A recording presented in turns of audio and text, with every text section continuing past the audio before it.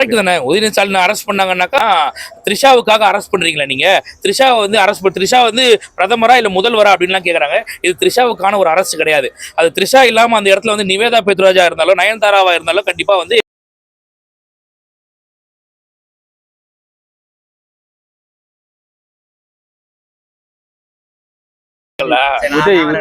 சரி உதய் அரசியல் ஆட்சியானா அவங்க சொன்னதெல்லாம் இவங்க மாத்தி பேர் மாத்திட்டு அவங்க சொன்ன இதுவே வந்து பண்ணிட்டு இருக்காங்களா இவங்க? சரி, அப்படின்னா அதிமுக ஆட்சி காலம் இருந்துச்சுல்ல, அதுல கொண்டு வந்ததுதான் லேப்டாப் திட்டம். நீங்க என்ன பண்ணீங்க? உலகம் உங்கள் கையில் அது ஒன்று சிக்கரை ஒட்டினீங்க. நீங்க நாங்களும் 5 வருஷமா அந்த உலகத்தை எப்படா கையில கொடுப்பீங்கன்னு நாங்களும் காத்து நின்றோம். கடைசியில் தேர்தல் வரும்போது மட்டும் வடையை கொடுத்தீங்க நீங்கள். அதுக்கப்புறமா அது இப்போ வந்து நாங்கள் வந்து அதை ஒரு லேப்டாப் திட்டத்தை நாங்கள் கொண்டு வந்தோன்னே சிக்கரை மாற்றி ஓட்டிட்டாங்க. சரி, ஓகே. உங்கள் ஆட்சி காலத்தில் அம்மா உணவகம் இருந்துச்சு இல்லையா? அந்த அம்மா உணவகத்தை எத்தனை மக்கள் பயன்படுத்தினாங்க யோசிச்சு பாருங்க நீங்கள். இன்னைக்கு அதே அம்மா உணவகம் செயல்படுது. இன்னைக்கு எத்தனை லட்சம் மக்கள் யூஸ் பண்ணுறாங்கன்னு யோசிச்சு பாருங்க நீங்கள். அதாவது இங்கே சிக்கரை மாற்றி ஓட்டுறோமா, என்ன திட்டத்தை செயல்படுத்துறோன்றது முக்கியம் இல்லை, அது மக்களுக்கு பயனுள்ள வகையில் இருக்கான்றது தான் முக்கியம். சும்மானா எல்லாத்துலேயும் போயிட்டு கலைஞர்னு பேர் ஒட்டி முக்கியம் இல்லை, அது மக்களுக்கு பயனுள்ளதாக இருக்கா அதுதான் முக்கியம். அதை வந்து பண்ணிட்டு இருக்காரு, அவ்வளோதான், வேற ஒண்ணுமே கிடையாது. ஸோ இதில் வந்து சும்மா பேருக்கு ஸ்டிக்கரை மாற்றி ஓட்டிட்டாங்க. முதல்ல நீங்கள் இந்த கேட்குற தகுதியே உங்களுக்கு கிடையாது. ஏன்னா உங்கள் ஆட்சிக்கு வந்து 3 வருஷம் கழிச்சு தான் நீங்கள் சொன்ன விஷயங்களை கொஞ்சம் கொஞ்சமாக நிறைவேற்ற ஆரம்பிச்சு, அது கூட முழுசாக பண்ணலை எதையுமே. ஆனால் நாங்கள் வந்த 3 மாசத்துல பண்ண ஆரம்பிக்கிறோம் அப்படின்னும் போது நீங்கள் கேட்கறதுக்கு தகுதி இல்லை உங்களுக்கு, அவ்வளோதான். கரெக்ட் தானே. உதயநிதி ஸ்டாலின் அரெஸ்ட் பண்ணாங்கன்னாக்கா நல்ல விஷயம் தானே அது உண்மையிலேயே. ஏன்னா வந்து அவர் பேசின வார்த்தை அது ஒரு ரொம்ப கொச்சையான வார்த்தை. 2 பேர் பக்கத்தில் கேமராலாம் எதுவும் இல்லாமல் கூட டிஸ்கஸ் பண்ண முடியாத அளவுக்கு ஒரு கேவலமான ஒரு கொச்சையான டபுள் மீனிங் வார்த்தை. அது என்னடா வார்த்தை அப்படின்னு வேற கேட்டுட்டு இருக்கானுங்க அவனுங்க. அப்படியே ஒன்றும் இல்லைப்பா, உதயநிதி பேசுறது வந்து யாருக்கு புரியுதோ உங்களுக்கே தெரிஞ்சவங்க போயிட்டு உங்கள் வீட்டு லேடிஸ் கிட்ட சொல்லுங்கப்பா, நீங்கள் அவங்க வேணா அவங்க மொழி பெயர்த்து சொல்லுவாங்க. அந்த அளவுக்கு ஒரு கேவலமான கேடுகட்ட ஒரு வார்த்தை, சரியா? இதில் இன்னொரு விஷயம் எல்லாரும் தப்பாக எடுத்துட்டு இருக்காங்க. என்னன்னா, த்ரிஷாவுக்காக அரெஸ்ட் பண்ணுறீங்களா நீங்கள்? த்ரிஷாவை வந்து த்ரிஷா வந்து பிரதமரா இல்ல முதல்வரா அப்படின்லாம் கேக்குறாங்க. இது த்ரிஷாவுக்கான ஒரு அரசு கிடையாது.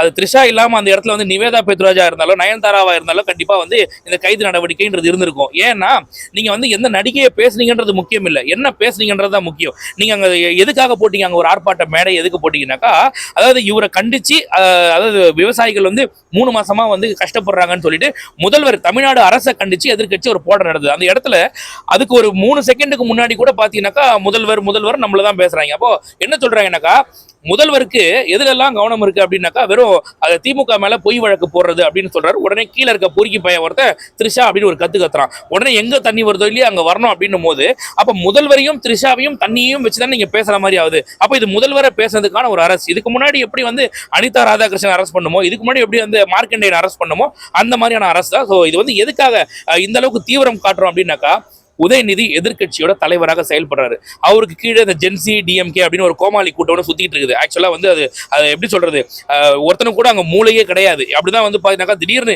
எங்க உங்க அப்பாவை காணோன்னு எங்க முதலமைச்சர் சட்டசபையில கேட்டாருனாக்கா, உடனே வந்து கார்ல ஒருத்தன் அன்பானந்தோன்னு ஒருத்தன் வந்து பார்த்தா கண்ணாடி போட்டுட்டு சஞ்சயை பத்தி பேசுறது, அந்த மாதிரிலாம் ஒருமையில பேசி தேவையில்லாம மாட்டிக்கிறானுங்க. நீ விமர்சனம் வை, தப்பே கிடையாது. அந்த விமர்சனத்தை எப்படி வைக்கிறோம்னாக்கா, என்ன சஞ்சய் உங்க அப்பா வந்து கேடுகட்ட ஜென்மம், அதெல்லாம் மக்கள் ஓட்டு போடுறான்னு ஒருமையில பேசுறானுங்க. உனக்கு வன்மத்தை அப்படியே வெளியில கக்கறானுங்க பயங்கரமா. சோ அப்போ இந்த மாதிரி உதயநிதி பேசும்போது அவருக்கு நடவடிக்கை எடுத்தாதான், என்னடா இது யூரியத்துக்கு உள்ள போட்டாங்க, உதயநாத் தம்பின்னு ஒருத்தர் சுத்திட்டு இருப்பான் இல்லையா, அவனை தம்பி பார்ப்பா உங்க அண்ணன் உள்ளகிறாரு பார்ப்பா அப்படின்னு காமிச்சாக்க கொஞ்சம் அடங்குவானுங்கன்றதுக்காக பண்ண செயல் தான், வேற ஒண்ணுமே கிடையாது.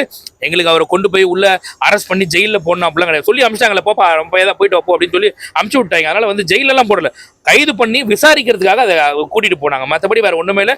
பெரிய அளவில் வந்து இவங்க ஒரு பெரிய போராளிலாம் நீங்க வந்து பெருசா சீன் போடுற அளவுக்குலாம் ஒன்றும் கிடையாதுங்க. அதாவது சுருக்கமா சொல்லணும்னாக்கா, பொம்பளை கேஸ்ல உள்ள போக வேண்டியது அவர் சும்மா விசாரிச்சு அமிச்சிட்டாங்க, வேற ஒன்றும் இல்லை. உதயநிதி வந்து அந்த சட்டசபை முடிச்சுட்டு நாங்க கேட்போம், முதலமைச்சர் முடிஞ்சா உட்காந்து பதில் சொல்ல வைங்க பாப்போம் அப்படின்ற மாதிரி சொல்லியிருந்தாரு. அது எப்படி பாக்குறீங்க?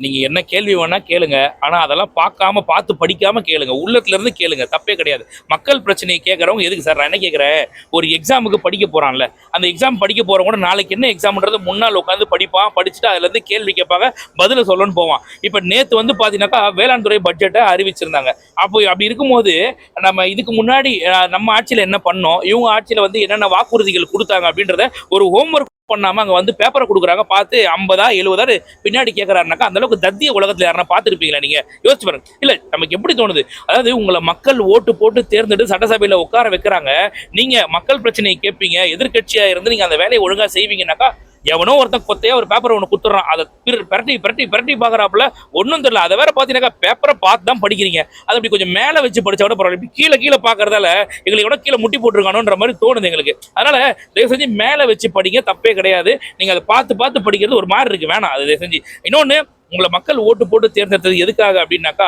நீங்க மக்கள் பிரச்சனைகளை கேட்பீங்க அப்படின்றதுக்காக. அந்த மக்கள் பிரச்சனைகளை கேட்கணும்னாக்கா உங்களுக்கு ஏதாவது கொஞ்சம் தெரிஞ்சிருக்கணும். அதனால தயவு செஞ்சு எங்க முதலமைச்சர் சொன்ன மாதிரி தான், கொஞ்சமாவது பேப்பர்லாம் படிச்சாதான் அறிவு என்ன நடக்குதுன்றது உங்களுக்கு தெரியும் அப்படிங்கிற மாதிரி எல்லாத்தையும் கொஞ்சம் படிங்க, கொஞ்சம் ஹோம்ஒர்க் பண்ணுங்க.